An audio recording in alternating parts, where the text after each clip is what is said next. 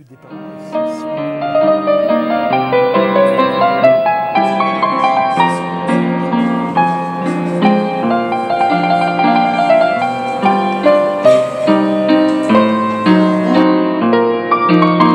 Bonjour Éric Debarbieu. Bonjour à vous. Vous êtes délégué à la prévention et à la lutte contre la violence, les violences en milieu scolaire. Vous avez coprésidé le jury du concours Mobilisons-nous contre le harcèlement. Mais pourquoi un concours? Écoutez, c'est pas un gadget. C'est quelque chose qui a un sens pédagogique profond. C'est-à-dire que vous pouvez avoir des parents extraordinaires. Vous pouvez avoir des enseignants formidables. Bon. Mais en fait, le vrai point de vue qui compte quand vous êtes un élève, c'est d'abord le point de vue des autres élèves. C'est le point de vue de vos copains, c'est le point de vue des amis, c'est le point de vue des camarades de classe. Bon. Si bien que, effectivement, il faut que les adultes soient très mobilisés contre le harcèlement, soient conscients, sensibilisés, formés, qu'ils sachent accueillir. D'accord. Mais ce qu'il faut d'abord changer, c'est le point de vue de la classe, des élèves, de l'établissement. Dans les études sur le harcèlement, on montre très bien que le rôle des témoins est un rôle clé. Il ne s'agit pas de dire aux témoins, vous êtes des témoins au sens juridique du terme. Alors, allez, soyez des balances. C'est pas du tout le message. Ceci dit, ça ne me choque pas qu'un élève qui voit un autre élève malheureux et qui ne sait pas comment réagir par solidarité aille demander de l'aide à un adulte. Je trouve ça tout à fait normal. Mais en fait, les auteurs ont besoin d'un public qui est amusé, d'un public qui les approuve, d'un public qui les rend populaires. Bon. Si dans un établissement scolaire, le harcèlement devient quelque chose d'impopulaire, alors on fait baisser le harcèlement. Et c'est exactement ce qui s'est passé d'ailleurs dans les établissements du prix. Et c'est très intéressant de voir que dans certains établissements, certains élèves qui étaient harcelés, dont on ne le savait pas pour certains, ont osé le dire. Ils sont devenus un peu presque des vedettes positives. Ce qui fait que le renversement de perspective est important.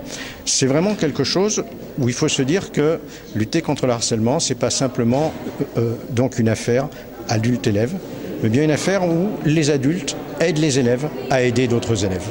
Alors, les adultes vont aider les élèves à aider d'autres élèves, mais en clair, on fonctionne sur le pair, c'est-à-dire l'élève est peut-être un peu plus entendu que ne pourrait l'être éventuellement l'adulte.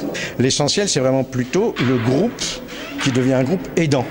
Vous voyez, c'est d'ailleurs un principe qui est un vieux principe pédagogique, la pédagogie institutionnelle en parlait déjà, c'est-à-dire comment le groupe peut être un médiateur positif et non pas négatif. Donc évidemment, derrière tout ça, il y a des phénomènes psychosociaux qu'on connaît, dont on essaye de prendre en compte les phénomènes qui se passent, etc. En d'autres termes, vous vous êtes attaché au niveau du jury à privilégier les projets d'établissement qui intégraient cette démarche? Alors, les projets sont obligatoirement collectifs. Il ne peut pas y avoir de projet individuel dans ce prix.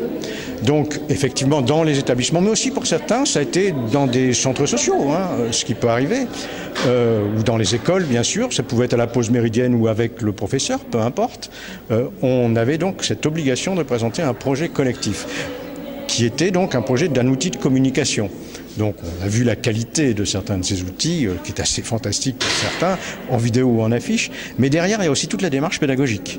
C'est-à-dire, par exemple, comment on est arrivé à une lecture d'images sur des affiches qui ont été faites l'année dernière, sur des vidéos qui avaient été faites par des professionnels, comment on s'est saisi de certains outils qui sont maintenant à disposition, il y en a des centaines, sur le site Agir contre le harcèlement, comment les adultes ont permis l'émergence de la parole, comment ils ont éventuellement techniquement aidé, mais en ne faisant pas à la place d'eux.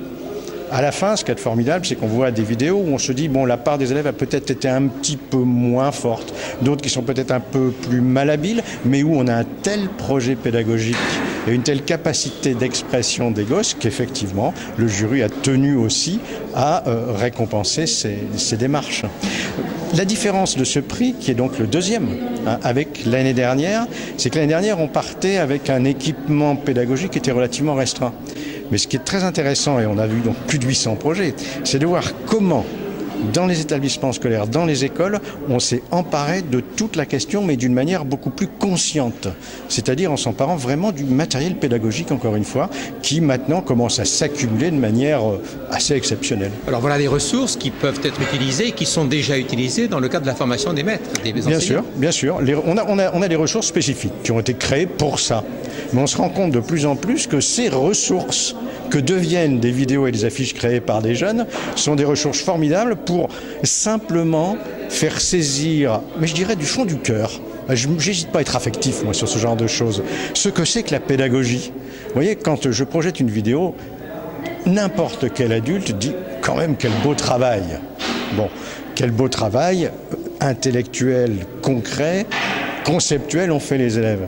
Mais là, on leur rappelle très simplement, mais vous savez, ils les ont pas fait tout seuls. Ils ont été accompagnés. Et la pédagogie, qu'est-ce que c'est que d'autre que cet accompagnement? Si bien que le prix contre le harcèlement est un prix qui s'attaque à un phénomène qui en lui-même est important, mais qui d'autre part, dans sa lutte contre ce phénomène, est un très beau levier pédagogique. Merci beaucoup Éric Debarbieu. Merci à vous.